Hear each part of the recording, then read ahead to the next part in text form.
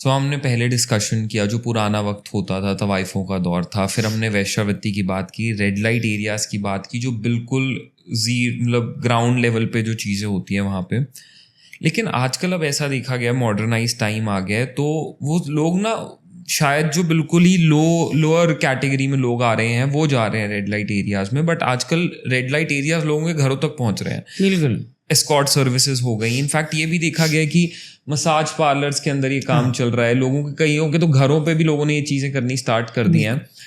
तो और यहाँ पे जो फीमेल्स हैं, लाइक मैं समझ सकता हूँ कि एक रेड लाइट एरिया के अंदर तो एक बिल्कुल ही पिछड़ी जगह से लाई हुई लड़की होगी, किसी गांव से किसी देहात से लाई हुई लड़की होगी, बट इन जगहों पे तो बहुत beautiful, educated, you know, elite class, स्वेच्छा से हैं और वो स्वेच्छा से है। तो ये जो फंक्शन हो रहा है सारा, ये जो अब चाहे वो मसाज पार्लर्स के नाम पे है या किसी भी फॉर्म में, ये जो हाई लेवल पे चीज़ें वर्क कर रही हैं, क्या आपने कभी इनको क्लोजली ऑब्जर्व करा?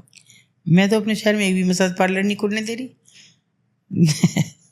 डायरेक्टली सामने नहीं आ रही, लेकिन बहुत सारे मेरे पत्रकार बंधु ऐसे हैं, मेरा हमेशा पत्रकारों ने बहुत साथ दिया, पूरे मीडिया ने, कि जिनके ज़रिए मैं बता देती, मैंने कहा भैया आज यहाँ कर दो, खुलना नहीं चाहिए, कल बड़े बड़े लोग इसका मुहूर्त करने आ रहे हैं, ये होना नहीं चाहिए। जिनका हो गया है उनमें भी करा दी, मेरे यहाँ तो बहुत सारे बंद हो गए।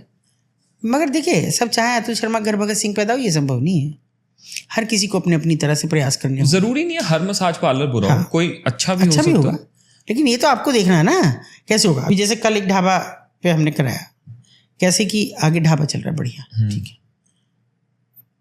जिसको भेजा हमने कहा भाई पीछे ऐसा लग रहा है, ऐसा एक दिन ये हुआ कि ये भी थी मेरे साथ और हमारा ड्राइवर भी था, तो इसने मुझे कहा कि ये लड़कियां क्यों बैठी हैं यहाँ, एक ऐसी झोपड़ी सी में बहुत सारी लड़कियां बैठी, इधर चाय वाय पी रहे हम रुक के।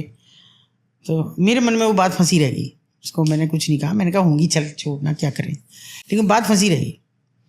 अभी परसों हमारा एक पॉडकास्ट था, तो यहाँ से गुजरा, मैंने कहा भाई आज तो जरूर चलेंगे, आज देखेंगे। वहीं देखा तो लड़कियाँ तो आज भी थी, क्योंकि अगर आज नहीं होंगी तब तो कुछ नहीं। फिर हमने एक बंदे को भेजा, पीछे कमरे बना रखे थे ढाबे के पीछे, और वहाँ वो लड़कियाँ प्रोवाइड की जा रही थी। तो कल आप पता ही नहीं लगा सकते कहाँ कैसे कितना स्मूथली ये काम हो जाए। हाँ, आराम से हो रहा है। नहीं, स्मूथली इसलिए हो रहा है ना क्योंकि देखिए, आवाम की बात अपनी अलग है कि उनकी अपनी संवेदनाएं या जागृत नहीं है या क्या है, लेकिन जो निज़ाम, जो हमारा एडमिनिस्ट्रेशन है, उसकी तो जिम्मेदारियां हैं।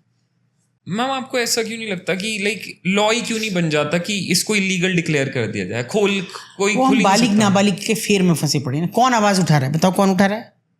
बड़ी मुश्किल से आवाज़ उठा के तो माँ का नाम किया गया।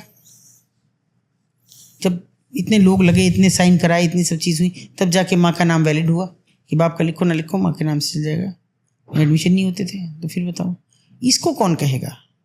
हाँ, शोर मचा, अरे गंदी जगह बंद कर दो। आज तक तो मेरी अगर मदर जिंदा होती तो मैं आज पूछती कि तुमने क्या किया।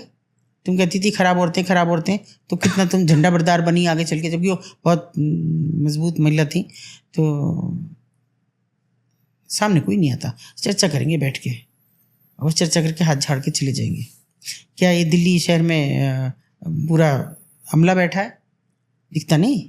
आदरणीय मोदी जी को नहीं दिखता? गुजरते हैं, झालमुरी खा रहे हैं, कभी वहाँ भी जाके देखें ना। है सबसे बड़ा टिम्बर का बाजार है वो जीबी रोड। कभी किसी टिम्बर व्यापारी ने शिकायत की? शिकायत ही करो ना, मत करो, कुछ मत करो, रेस्क्यू मत करो, रिहेबिलिटेशन मत करो, कुछ मत करो, शिकायत तो करो। जब आप अपनी समस्याओं को लेकर कड़े धरने प्रदर्शन करते हैं तो फिर एक बार इनके लिए भी करो कि इनका, और मैं ये नहीं कहती कि ये कहो कि इन्हें हटा दो, ये और गंदा है क्योंकि फिर गली मोहल्ले में बसेंगी। आप ये धरना तो दो कि इनका रिहेबिलिटेशन करो, इनका पुनर्वास करो, इनको कुछ काम सिखाया जाए, इनको लोन दिया जाए, इनका काम किया जाए, सब कुछ करो इनका। क्योंकि कर वो एक्चुअली पैसे के लिए ही नहीं है। अगर हम उनको एक अच्छा व्यवसाय दे दें, हम किसी तरह से उनको अर्निंग का एक सोर्स जनरेट कर दे, तो कोई महिला ये नहीं चाहेगी। देखिए नवीन, सबसे गंदी बात क्या है, सरकार के नुमाइंदे रेड करते हैं। मुझे रेड शब्द से भी नफरत है। रेड करते हैं और रेड में आज तक कोई कस्टमर नहीं पकड़ा गया। भैया फिर कैसी वेश्यावृत्ति थी ये? तो कानून भी नहीं कह रहा, तो कस्टमर कहाँ चला जाता फिर? और बिना कस्टमर के वो वेश्यावृत्ति में क्यों आप ले गए उनको फिर रेड करके? वहीं छोड़ जाओ, कस्टमर तो था ही नहीं।